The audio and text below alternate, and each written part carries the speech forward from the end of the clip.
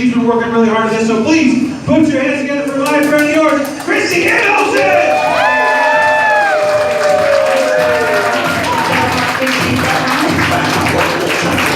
else is in the teaching? Teaching gosh from your host, thank you. Thank you, staffers and stage time, and I'd like to thank my parents but thank you guys so much for coming out tonight. I know that some of you have seen me a few times and you still came, so thank you for that wasn't meant for a laugh. It's a little stalkerish of you, but I'm glad that you're here. And for those of you that have never seen me before, wait a second. Chris is super sick. And he also has a cold. So for those of you who haven't seen me before, I hope you wore your adult diapers, because it's about to get kinky. So let's get to it. I've been living in Thailand now for about 1.5 years, and I've been really lucky to have a number of people, my friends, come and visit me. But now I'm beginning to worry that maybe my friends are idiots, or maybe I'm just used to the customs here. Let me give you an example. One girlfriend was super excited to come and get a massage, a professional massage, because back in the States, they're pretty expensive. So she went in and the woman said, okay, take off your clothes, and she gave her this plastic pouch. So she took off her clothes, she opened the plastic pouch, and there was this mesh cloth with some holes in it. She put it up to her face, and she was like, I can breathe through this. So she put one hole here, stretched it across her face, and put the other hole here, and sat down. And when the Thai masseuse came in, she laughed so hard at my friend wearing the disposable underwear on her face that she called for her friends to come and look. My friend did not think that was a professional massage. Another thing my friends have struggled with is the squirt gun beside the toilet. You guys are familiar with that? Yeah? What are you doing with it? Okay, I hope you're doing the right thing with it. My friends thought maybe it was to clean the full floor or to clean your feet. And I was like, no, it's to clean your secret garden areas. And they're like, oh, well, how far in do you put it? I know, right? How far do you put it? All the way. Oh my gosh. Toilets. Have you guys tried Japanese toilets? I know, fan, yeah. I love the Japanese toilets. They have warm seats, they have all these buttons, one that'll play music. However, as a woman, I do have a few issues. Because I find when I press the button to clean my flower, water shoots into my booty hole. And when I press the button to clean my booty hole, water shoots onto the small of my back. You know where a gentleman finishes? Oh, some of you have been made fun at by a gentleman. So yeah, I started to worry, am I anatomically incorrect? Are Japanese women's secret gardens more zen-like placed? And then I thought about it, I'm like, who's designing these toilets? Japanese male engineers. Probably the closest they've got to the female anatomy is the pixelated porn they're watching. They're just doing their best guesswork. I was in Japan this past July and climbed Mount Fuji. Has anyone done that before? Yeah. Yeah? Okay. And then the rest of you like to enjoy your vacations. Well, if you do decide to go there, let me give you a few things to keep in mind. You climb slowly for about 6 hours, and then you have to sleep in this hut on this mat with all of these strangers. And not in a fun way, like, you know, those kind of parties you go to prelude for. No, this is you're just like sleeping with all these snoring people, and then at 1 in the morning, you get up and you keep climbing through the darkness to watch the sunrise. Now, if you've ever wanted to see the sun above the clouds, get in an airplane. A lot easier. The first time I was ever in Asia, actually, was when I moved to Japan. This was back in my early 20s. I wanted to explore the world, so I joined the soft colonialism program, teaching English. And yeah, so I flew all the way from Atlanta, Georgia to Tokyo, Japan, and then I had to take several trains for about 8 hours to get to this small city. And when I got there, my manager, she picked me up and took me to the shittiest hotel in all of East Bay. And when I got into the room, I got, like, my heart, I was like, oh, I'm homesick. This was a hard journey. I want something familiar. And then I remember, in the U.S., what can you find in every hotel or motel that you go to in the bedside drawer? Bible. That's right, the Holy Bible. And for me, the Holy Bible brings comfort and a sense of shame. And I thought, I wonder if the Japanese have something that brings them comfort and a sense of shame. So I opened up the bedside drawer and I discovered exactly that. It was a laminated piece of paper with pictures of women that you could purchase. And my heart sank. I'm like, where am I? What am I doing? And then I thought, treat yourself. So I got two. During my time there, one of my students wanted to set me up with this Japanese guy. So I said, sure. So we met up to go out on a date.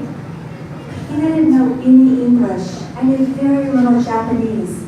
So we just did karaoke and got drunk, and at the end of the night, I gave him a kiss, and that was the end. And then I didn't hear from him for 2 days, because he was busy learning some English to impress me with. So 2 days later, I got a knock at the door. I opened it up. There he was, and he looked at my tits, and then he looked into my eyes. He looked into my eyes and he said, sex.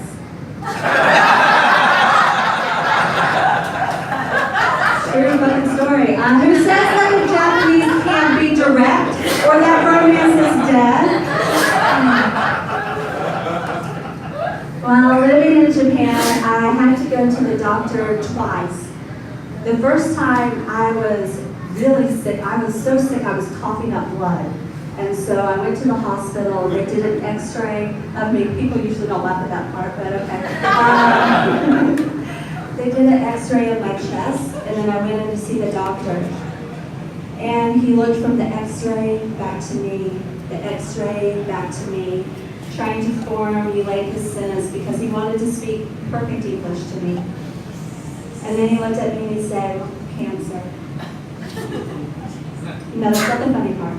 And it just hung there in the air. I'm like, oh my gosh, what? I can't believe I have cancer at this age. What am I going to do? Do I need to go back to the States? Do I stay here? What kind of treatments? How long do I have to live? All of these things, like this can't be true. And then what felt like an eternity, he continued his sentence and said, very unlikely. Thanks. I'm glad I didn't make any promises to God. But the other time that I had to go to the doctor was when I had this rash growing quite close to my flower. Now, this was before my Spread the Petals campaign, my Flower Power Parade, my sampling of sausages soirees.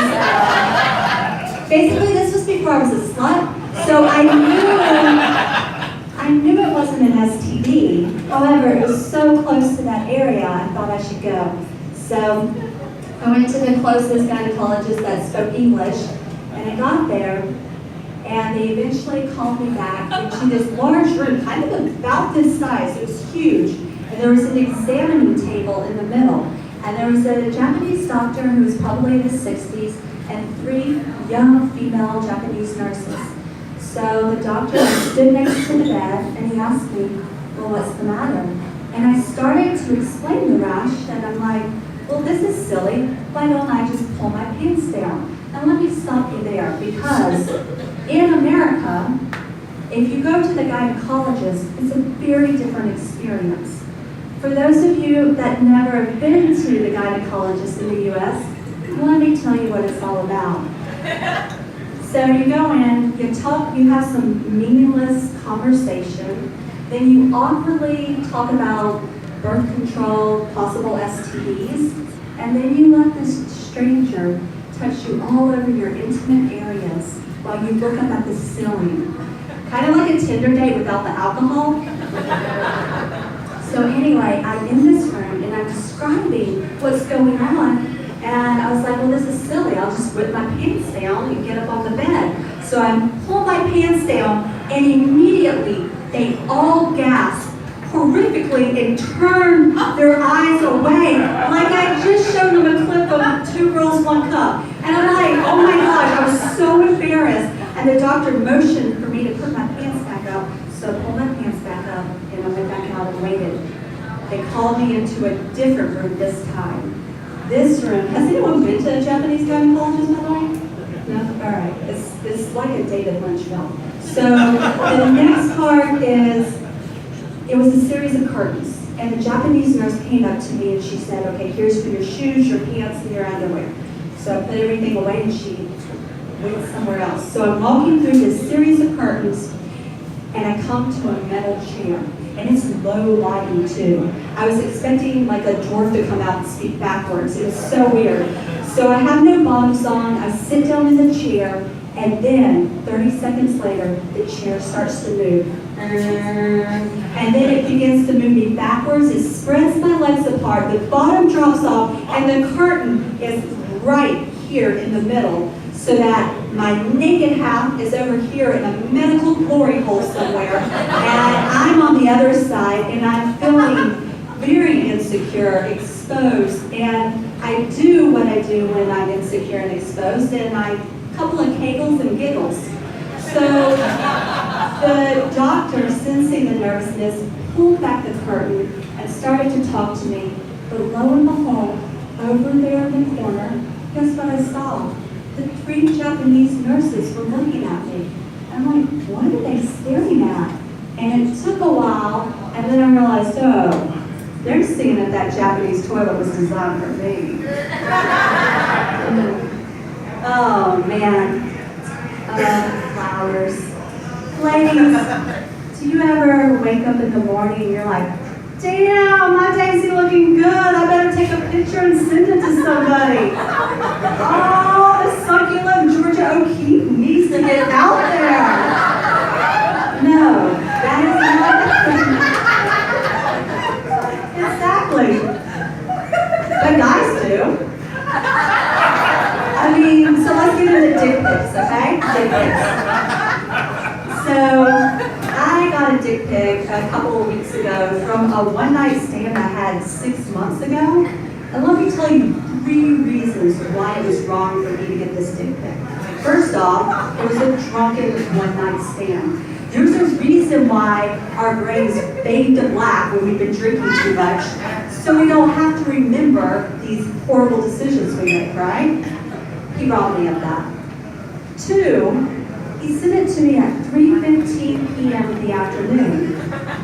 Like, I'm teaching at university right now. Oh, FYI, don't tell my university that I say these things either. But I'm teaching at university. One of the students could have seen this. And I know, you're like, well, you shouldn't be checking your phone while you're teaching. Well, the students are doing it. So anyway, the third thing that was wrong about that was there was 0 effort put into this dick pic. Dude was just standing there in his shorts, pulled his dick out, took a picture. I see him wearing his flip-flops and his bare feet down below. There was like just 0 effort.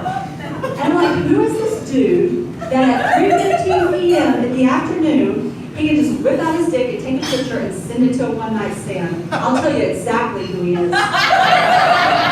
My next unhealthy relationship. Oh, man. Dicks. I love walking around in this city.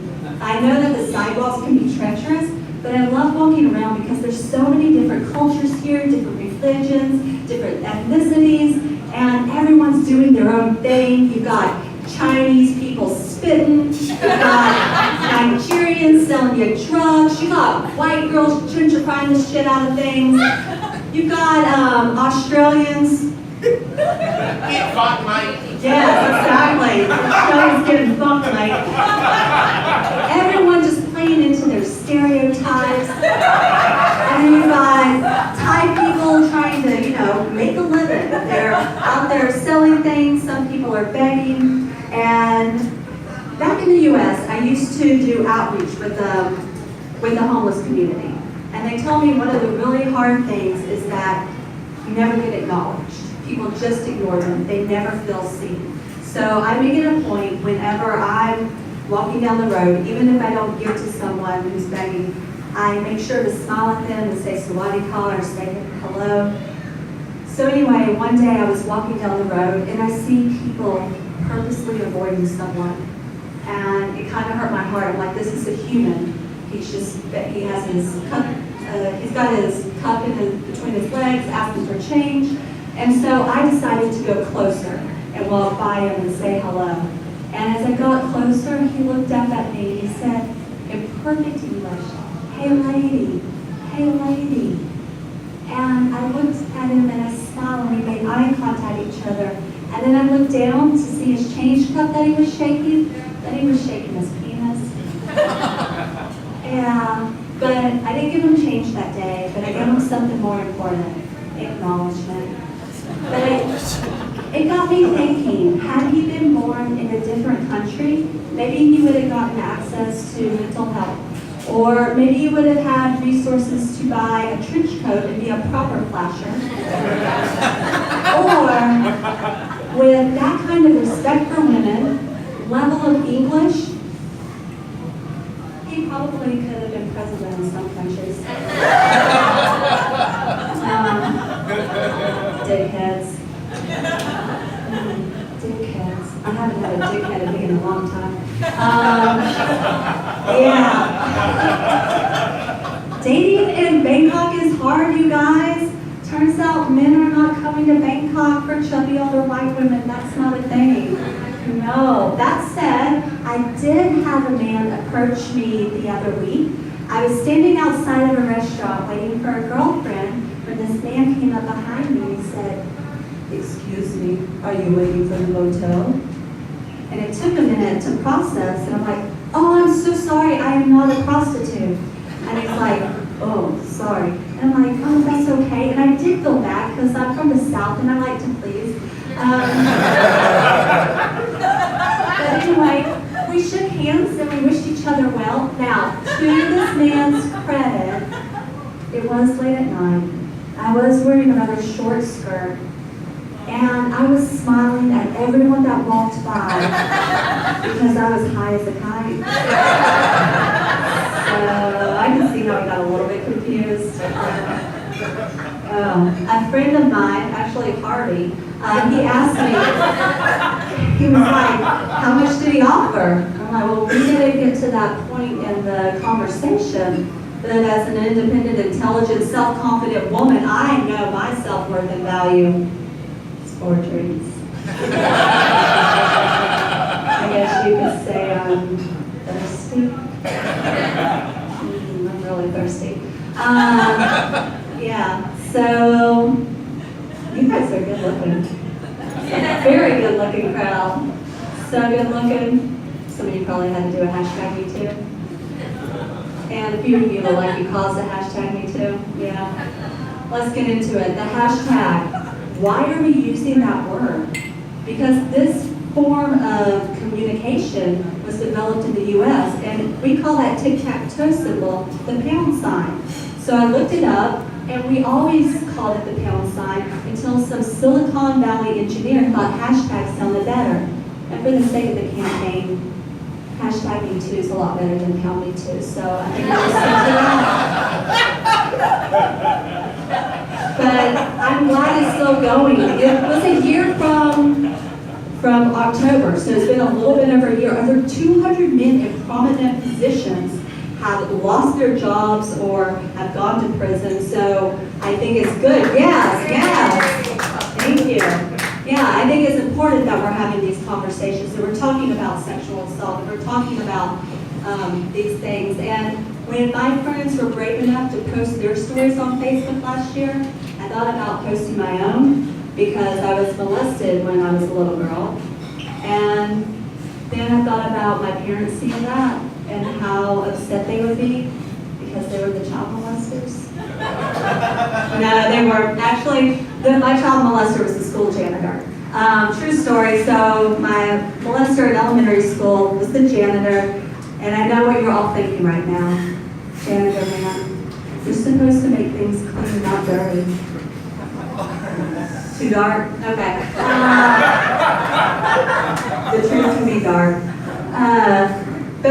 But I think the only lingering effects from that trauma is that I just made poor relationship decisions. So that's about it. I still do want to be in a relationship, and I find myself missing human contact here. So sometimes what I'll do to get some human contact is I'll take an advanced yoga class, even though I'm more of a beginner, just so the teacher will hold me in the poses. Another way that I find that I can get touched is to take the MRT or the SkyTrain at peak commuting hours.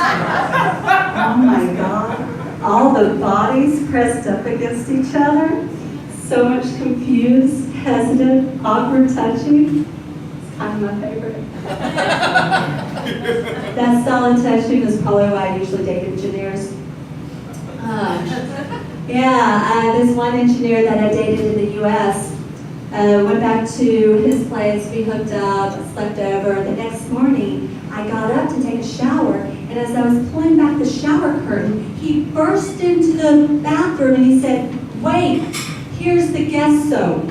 And there, in his outstretched hand, was a faded blue plastic soap dish with an old piece of soap in it. And I know it was old because it had cracks and it was graying around the cracks.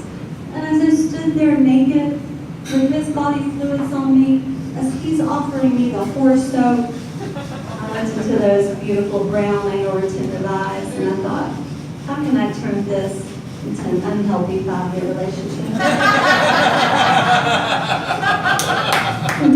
And I did. But I'm single here, and I'm on a dating app. Anybody in here on a dating app? One person, and the rest of you, fuck you. So I'm on OkCupid, and for those of you that aren't familiar with how OkCupid works, you have to answer a number of questions in order to match with somebody. So they start out, like the questions are pretty normal, like, do you smoke? Do you like horror films? But as you continue, they start to get weird. And one that I remember asks, if you're in bed with your lover, having the best sex of your life, and they ask you to squeal like a dolphin, will you? So true question, the choices are A, yes, B, no, or C, you can write your own answer. So I thought about it, and I typed, depends on where my face is. So I matched with this Thai guy. And we went out on a few dates. And after the 4th date, I brought him back to my place. Second date, first date, whatever, it's 2018, we're all sluts. So anyway, I brought him back to my place, and we start making out. And 30 seconds into the makeout session, he's sucking on, well, he had my top and bra off, it was very fast. He was sucking on one breast, and on the other one, he's doing this aggressive Danielson maneuver. It was the most intense, wax on, wax off. I don't know who it was supposed to arouse. Silver lining, no more nipple hair there. I'm going to pause on that sex story and take you to the beach. So I went to the beach a couple weeks ago, and I had a 10-year-old bikini with me. It fit, but when you got into the water, the elastic was kind of shot in it. So anyway, I go out into the water, and I'm about hip deep when a wave crashes on me, sends me down, and rips my bottoms down. So I grab them, and I pull them back up, and I go to stand back up, and another wave came, and it crashed and pushed me down. And this happened like 4 times. They kept pulling my bathing suit bottoms down, and I couldn't stand back up. And at this point, it's grinding me into the sand. I'm in only knee-deep water, trying to stand up. It was getting aggravating and painful, kind of like having sex with a big dick that won't come. And so I was like, oh, finally there was a lot. Okay, there's like 2 people that have had sex with a big dick that won't come. All right. So anyway, my friend who was in the right there near me, he finally reached out his hand and he was able to lift me up, and I was able to keep my bathing suit bottoms up. And I was proud, and then I looked down to see my tits were out. And not in a sexy way. One was out this side and one was out this side. That's right. No nipple hair on those titties. So back to sex with the Thai guy. So his breastwork was borderline manic. She's like, hey, slow down. He's like, sorry, so excited. So I was like, I like to play. So I was like, okay, I took off my panties and he put on a condom, and 45 seconds later, the show was over. I think we had intercourse. I'm not really sure, because the stereotype is true. You know, white women have huge vaginas. Speaking of huge vaginas, my grandma, God rest her soul, she was in her 70s when she was getting out of the shower and her bladder fell out of her vagina. Did you know that that was a thing? Did you know that could happen? Yeah, I've been doing Kegels this entire set. Like, so I'm starting. You guys can do them with me. We can like change the energy of the room if we all do Kegels together. All right, so anyway, I started to worry. I'm like, dear Lord, if that happens to me one day, what does it even look like? And knowing the way I roll, I'm going to think that it's an old condom that's been lodged up in there for a while. And then I'll see this old condom hanging between my legs. And I'm not going to want that there. So I'm going to rip it off, right? Oh, I know, right? The thought of pulling my own bladder out of my petunia. Oh. It freaks me out. But you guys, I am a problem solver. I don't use condoms anymore. So I guess what I'm trying to get across to you lovely people is that if there's any stepmothers in the audience, buy me a drink. Or better yet, get me to buy you a drink. And after about 4 of those, later tonight, you might find yourself condom-free in a roomy vagina, listening to dolphin noises, depending on where my face is. Thank you guys. I